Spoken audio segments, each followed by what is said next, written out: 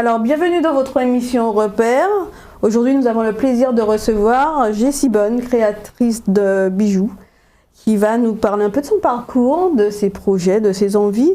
Et voilà un peu tout ça. Donc, Jessie, qui est martiniquaise, guadeloupéenne, qui va nous dévoiler un peu de son cursus et de ses projets. Bonjour Jessie. Bonjour Karina. Alors, pour ceux qui ne te connaissent pas, Jessie, est-ce que tu peux nous dire qui tu es?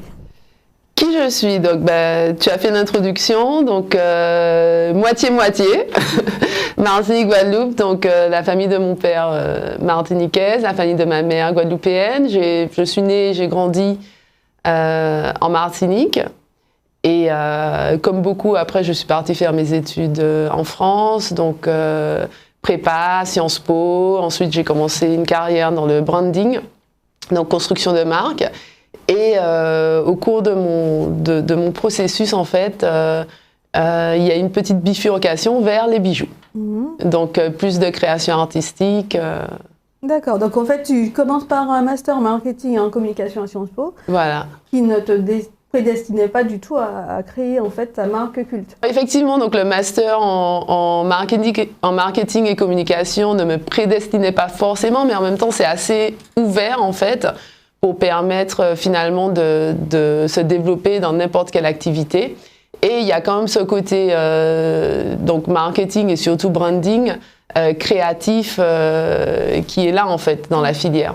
Pour ceux qui ne savent pas ce qu'est le branding, tu peux développer un peu? Tu t'occupais de quoi? Parce que tu es en charge de développer certaines marques, c'est ça? Voilà, donc le branding, en fait, c'est l'art de construire des marques et de les renforcer. Donc, ça va de la création, en fait, de l'identité de marque, de la personnalité, du positionnement, des valeurs. Donc, vraiment un peu comme l'ADN de la marque, en fait, jusqu'au développement de l'identité visuelle, du packaging et donc de toutes les manifestations de la marque, en fait, sur différents touchpoints qui arrivent aux consommateurs. D'accord, c'était quelque chose qui te plaisait? Ce qui me plaisait énormément, en fait, c'est créer des histoires, c'est donner du sens, en fait, aux marques, et c'est quelque chose, et trouver, en fait, créer cette rencontre avec le consommateur et ses nécessités.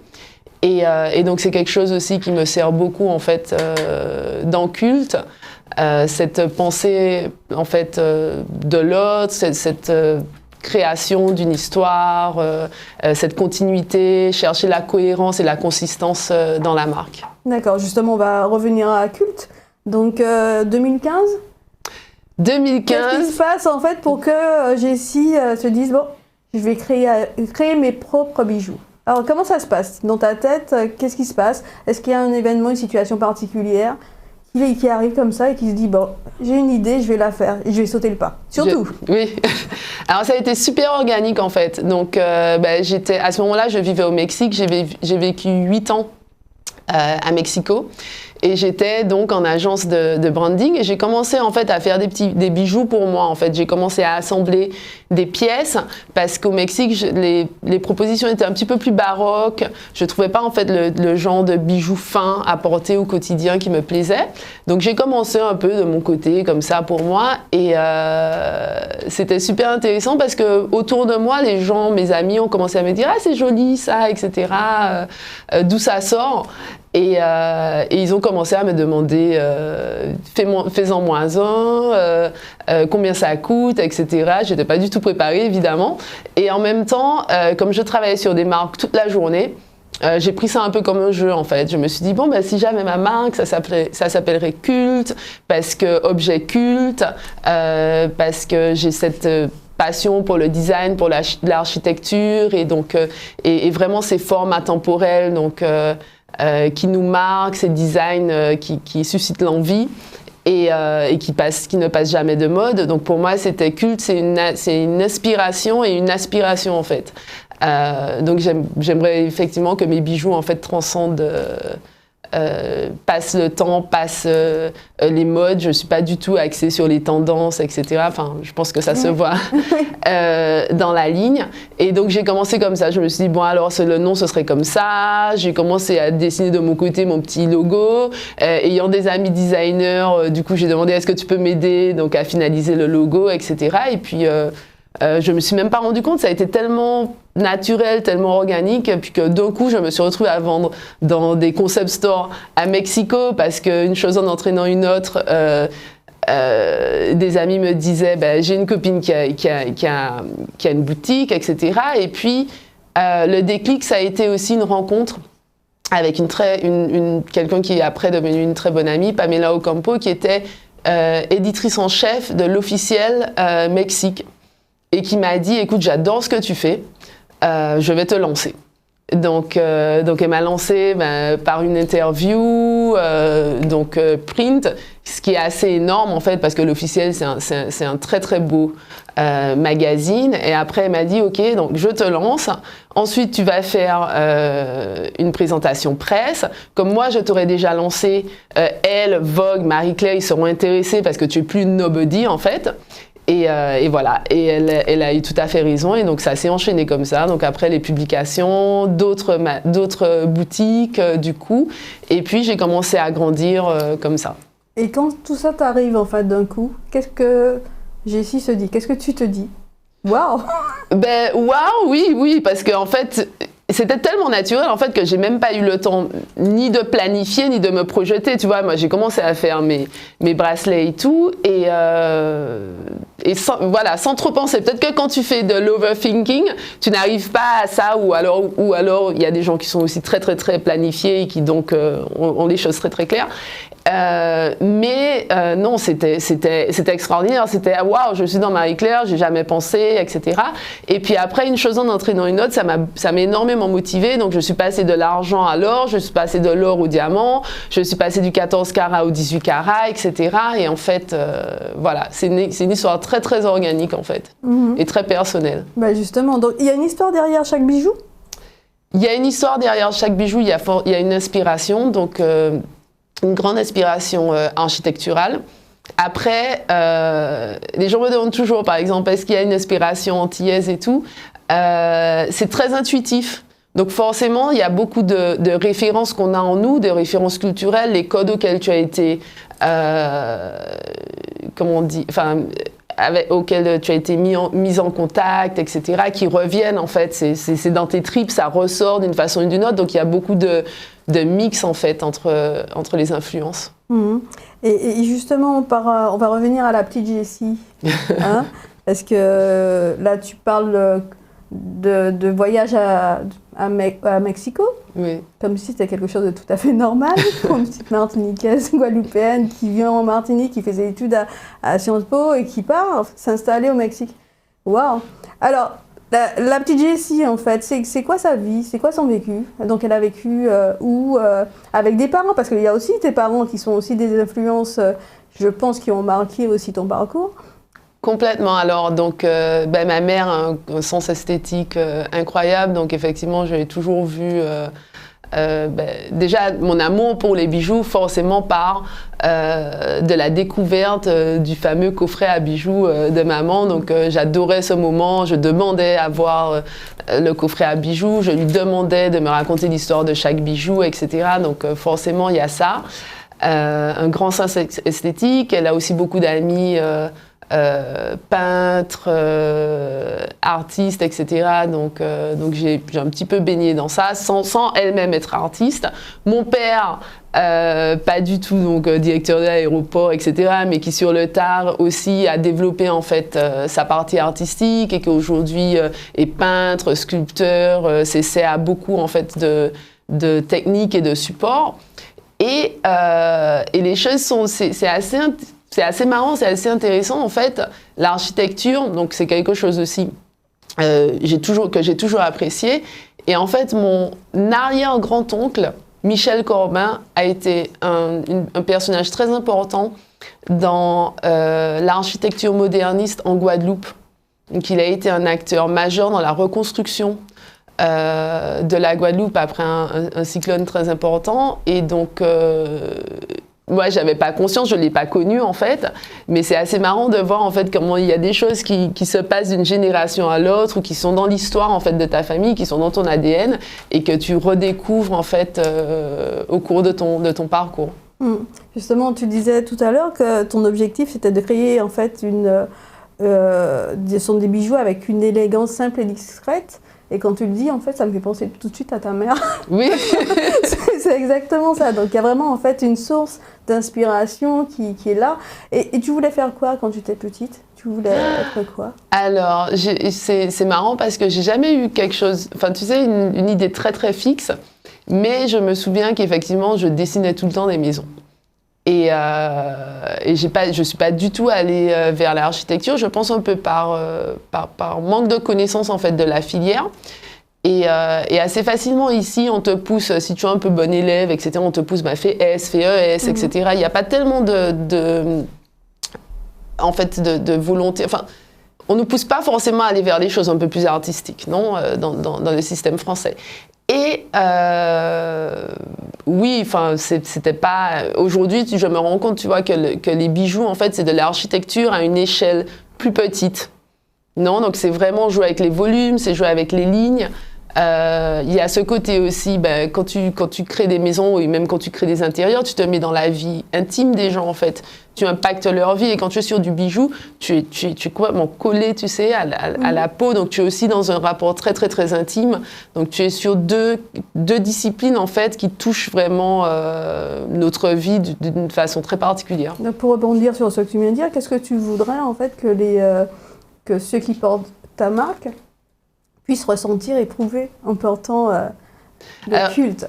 Alors moi, j'aime bien, comme tu dis, j'aime les choses simples et élégantes. Mon idée, c'est de créer un bijou, en fait, qui fait corps avec toi. Donc j'aime les choses assez légères, des choses que tu ne sens pas. Il y a beaucoup de gens qui me disent, mais je me sens nue avec. Mais je me sens très, très, très nue quand j'ai pas mes bracelets, quand j'ai pas mes bijoux, tu sais, parce que tu les portes au quotidien. Donc ça fait, ils finissent par faire partie de toi. Donc ça, je trouve ça très beau.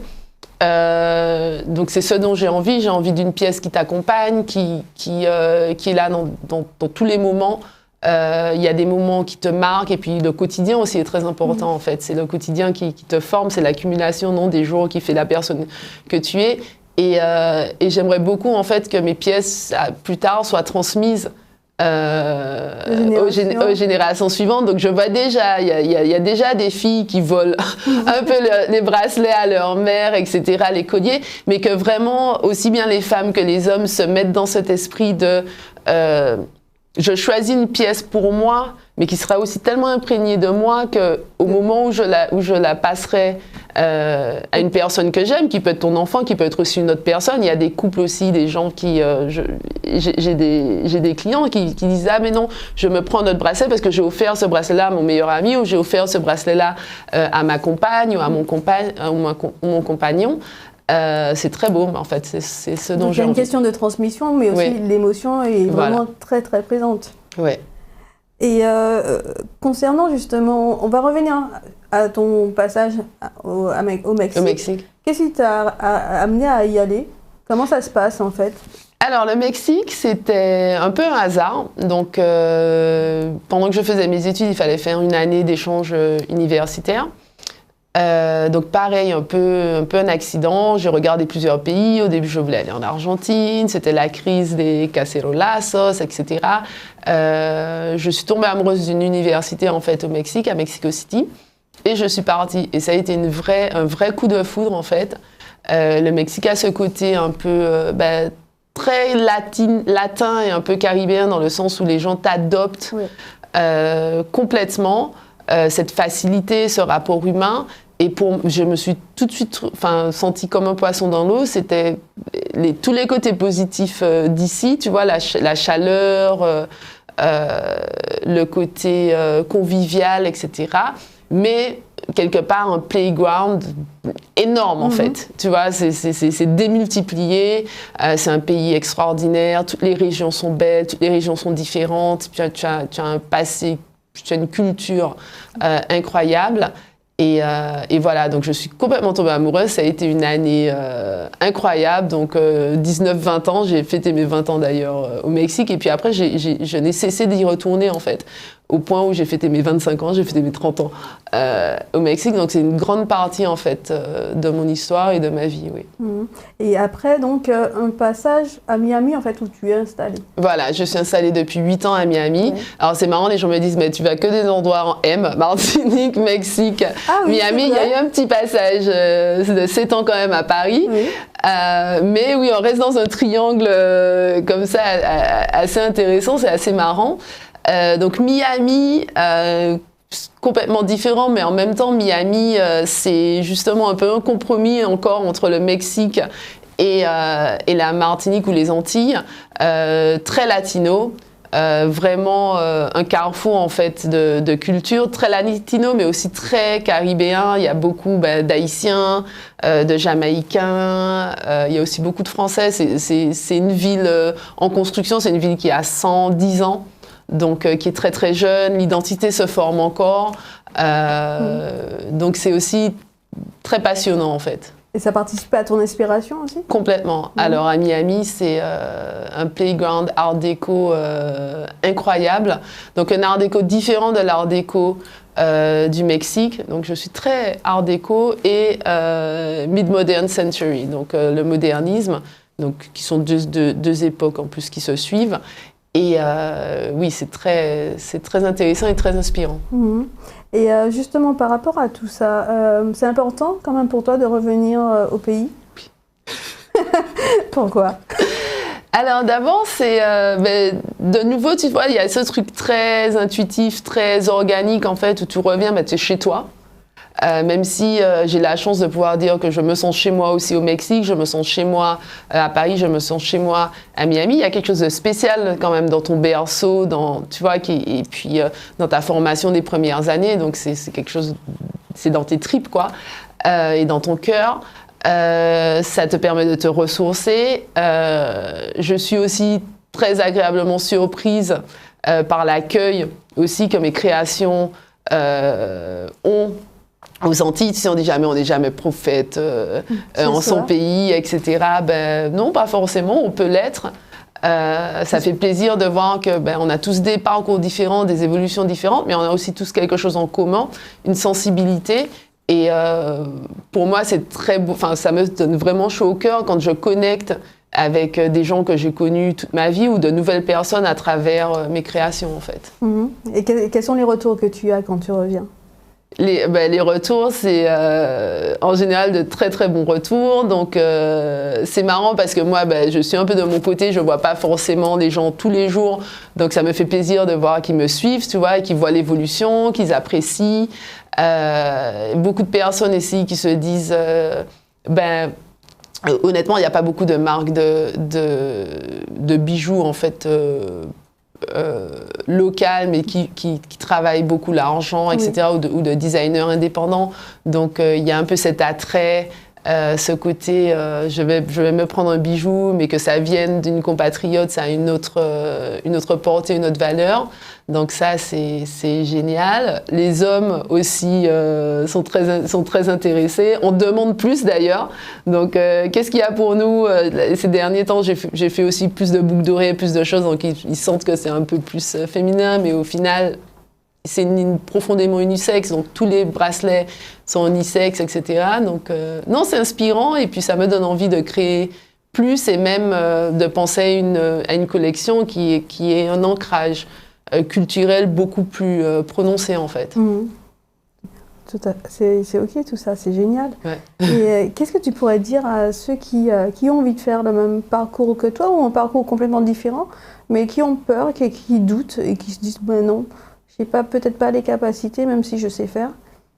Le truc c'est que au pire, aujourd'hui on vit dans une société, enfin on a la chance en fait de vivre dans un monde où tu peux te réinventer continuellement en fait. C'est pas forcément dans notre culture. Et c'est ça la grande différence en fait entre, par exemple, le Mexique, les États-Unis et la France en général. Je vois que les choses commencent à bouger un peu, mais vraiment, enfin, sur le continent américain, tu peux te réinventer, les gens suivent, enfin, tu vois, les gens sont très ouverts, etc. Et puis c'est normal. Et ici, effectivement, on a un peu peur. On se dit, mais j'ai pas étudié ça, j'ai pas fait ci, j'ai pas fait ça. Et sauf qu'aujourd'hui, en fait, les choses sont tellement plus fluides sous tous les aspects. Tu as tellement, même avec la technologie et la possibilité même de collaborer avec d'autres personnes partout dans le monde, tu sais, de trouver des gens qui savent faire ce que tu ne sais pas, les compétences qui te manquent pour toi, ton projet, que il faut se lancer. Au pire, tu reviendras vers ton chemin initial peut-être, mais avec une expérience très enrichissante et très valorisante en fait. Donc il faut que tu leur dis qu'il faut oser. Il faut essayer, ouais. Et il faut oser. Il faut oser et puis peut-être en se mettant pas trop de pression, peut-être que le fait que je vais pas vraiment planifier tout ça en me disant ben voilà c'est là, c'est ce que je veux faire, etc. Et que de prendre les choses un petit peu plus comme elles viennent, mais aussi avec beaucoup d'intention et avec beaucoup d'efforts en fait derrière. Fait qu'on avance justement de façon très organique en fait. Mais est-ce que tu ne penses pas que c'est justement l'environnement dans lequel tu as baigné, la façon de voir de tes parents, de ton entourage, qui fait que tu as eu des ressources suffisantes pour plonger dans l'inconnu? Est-ce que tu ne penses pas que ça a été aussi important? Oui, ça joue beaucoup. C'est-à-dire que, oui, quand j'ai commencé à faire des bijoux, mes parents m'ont jamais dit « mais qu'est-ce que tu fais? Tu es folle, etc. » Au contraire, c'est bon alors, tu veux pas faire une vente, tu veux pas faire ci, tu veux pas faire ça, il y a un tel qui aime beaucoup les bijoux, etc. Donc oui, l'entourage aide beaucoup. Et là, je me rends compte aussi, tu vois, même sur les différentes étapes, en fait, de développement d'un projet, de t'entourer aussi d'entrepreneurs, de gens qui bougent, de gens qui font avancer, de gens qui vont en grand, en fait, c'est très, très, très important. Et si tu n'as pas ça dans ton entourage, c'est aussi regarder même des vidéos, écouter, en fait... écouter des podcasts. Voilà, des podcasts, t'inspirer et voir, parce qu'en fait, même quand tu écoutes des podcasts de gens qui sont à des niveaux tellement élevés, tu te rends compte qu'on a tous peur. Et tout le monde a le trac, même Karl Lagerfeld avait en défilé, il avait le trac, tu vois, tu te dis, le mec, il est au sommet, etc. On est tous des humains, peu importe où tu te situes sur l'échelle, on a tous besoin de collaborateurs, on a tous besoin d'une équipe solide, on a tous besoin d'amis ou de personnes proches qui t'encouragent, on a tous besoin d'inspiration et surtout, on a tous des doutes et on a tous peur, quoi. En fait, l'important, c'est d'avoir la capacité d'avancer, même quand tu as des doutes et au-delà de tes peurs, en fait. Et de rêver grand. Oui. Ouais, des fois, souvent, on oublie de rêver. On oublie de rêver. Et on se restreint, en fait... Complètement. Et on reste en fait dans l'acquis ou on reste dans la zone de confort. C'est tellement compliqué de sortir de la zone de confort parce que là on maîtrise, on connaît. Aller vers l'inconnu, c'est beaucoup plus difficile. Complètement. Est-ce que tu as en fait finalement un bijou phare, quelque chose qui pour toi est très important? Alors, c'est difficile, hein, ça comme question, mais j'aime bien la question bijou phare plutôt que bijou préféré. Il y a quelque chose de très, très émotionnel ou très particulier dans le bracelet Onyx. Là, c'est le même modèle que j'ai, mais avec une autre pierre, avec le carnelian. En fait, c'est le premier bracelet précieux, entre guillemets, que j'ai fait. C'est le premier modèle que j'ai fait avec un diamant. L'onyx, c'est une pierre très forte, c'est la pierre noire, donc on retrouve aussi dans beaucoup de bijoux traditionnels caribéens. Et pour moi, c'est une pièce phare parce que c'est une pièce qui connecte avec tout le monde. Il y a une force et puis il y a un contraste, tu vois, le noir, l'or et le diamant, donc le blanc, tu as quelque chose de visuellement très très fort. Tu as le cercle, donc une forme pareille très iconique, non? C'est la fluidité, c'est les cycles, c'est le renouveau, etc.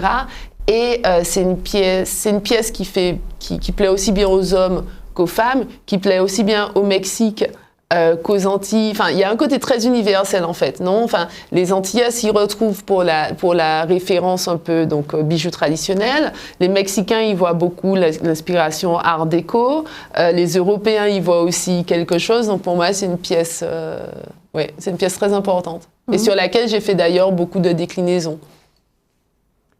Est-ce que tu as des projets? C'est quoi ton actu là?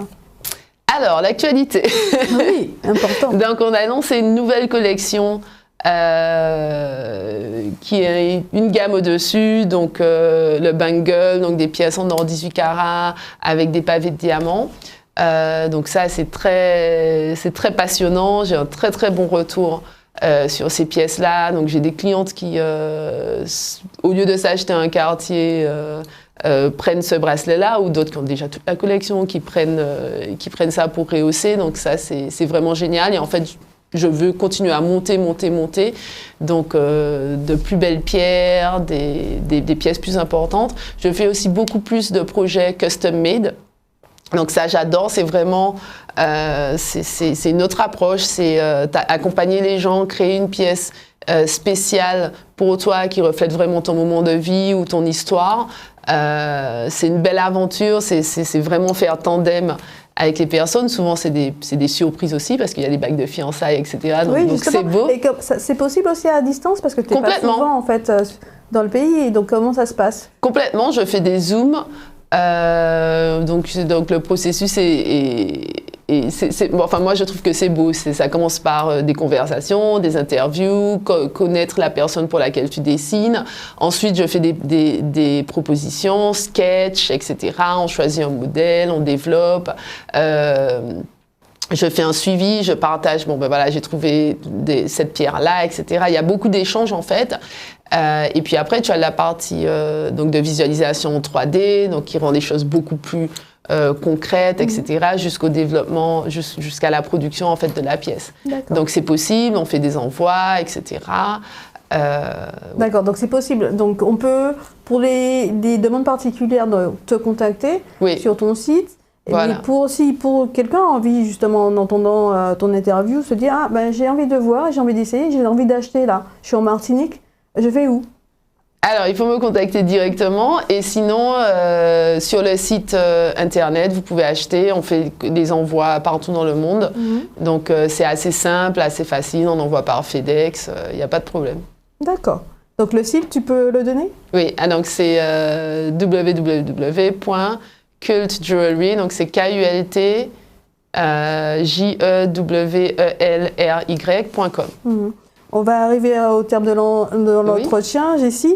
Est-ce qu'il y a quelque chose que tu aimerais rajouter? Une question que je ne t'ai pas posée, à laquelle tu souhaiterais... Alors, on est passé par tout. L'enfance, le parcours, etc. Qu'est-ce qu'il y a d'autre? Les autres, non, juste parmi les projets aussi, il y a une expansion donc à l'international, s'ouvrir à plus de boutiques. Je commence à travailler avec quelqu'un pour la partie wholesale, donc il y aura sûrement de bonnes nouvelles à partager sous peu. Et est-ce qu'il y a des projets conjoints avec ton père? Pas encore. Parce que ça pourrait être oui, ça pourrait être intéressant. Ça pourrait être. Il m'a déjà fait une sculpture très très belle avec le logo, enfin avec le nom de culte, etc. Mais oui, ça pourrait être intéressant, oui. Ouais. J'ai la chance, j'ai déjà collaboré ici avec des artistes comme Marie-Anne Esquimper, Gilliane Coqui pour la partie plus art floral, etc. Mais je pense que mon père serait partant, oui, pour... Déjà, il est très ambassadeur de culte. Mais oui, c'est une bonne idée. Oui. Je trouve que ce serait intéressant, en tout cas, Complètement. Pour pouvoir célébrer, finalement, ces deux passions qui prennent une expansion incroyable. Parce que lui aussi, on rappelle, tu disais tout à l'heure, il n'était pas destiné du tout à être artiste. Non, mais en même temps, il a grandi, tu sais, dans les fleurs. Mon grand-père avait une plantation d'anthurium. Donc, il a grandi, tu sais, entouré de tous ces stimuli naturels, la couleur, la forme, etc. Donc, qui, quelque part, en fait, a fait son chemin dans son imagination. Et aujourd'hui, oui, il crée Donc, il n'y a pas de hasard.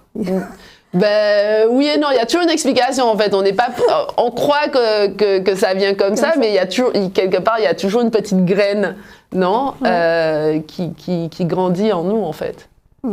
Et pour finir, donc, Jessie, si tu pouvais te dire en 3 mots, ce serait quoi? Me dire moi ou dire culte? Toi. Parce que Jessie, c'est culte aussi. Oula. Ah, compliqué. En 3 mots, je pense profondément antillaise, mais en même temps profondément citoyenne du monde. Esthète et peut-être empathique. Ah oui. Parce que dans tout ce que je fais, il y a une question aussi bien le branding que le bijou. Il y a quand même l'humain au centre. Il y a une question de compréhension de l'autre. Il y a une question d'anticipation même des envies, des nécessités. Et puis, surtout dans l'aventure de culte, en fait, c'est une très belle aventure humaine parce que les artisans avec lesquels je collabore sont de très belles personnes, c'est extraordinaire. Enfin, et ça, c'est autre chose, tu vois, dans chaque bijou. Enfin, pour moi, c'est important que les gens qui participent en fait à la création du bijou soient des personnes qui apportent une énergie positive en fait, qui aiment leur travail et en fait, c'est quelque chose d'immatériel, mais qui fait partie de ton bijou en fait. Et donc oui, quelqu'un aussi qui adore l'humain, qui adore les relations. Merci beaucoup, Jessie, pour ce beau partage et ce beau témoignage. Merci à toi de m'avoir invitée. On se dit à bientôt. Ça fait plaisir, bien sûr. À bientôt. À bientôt.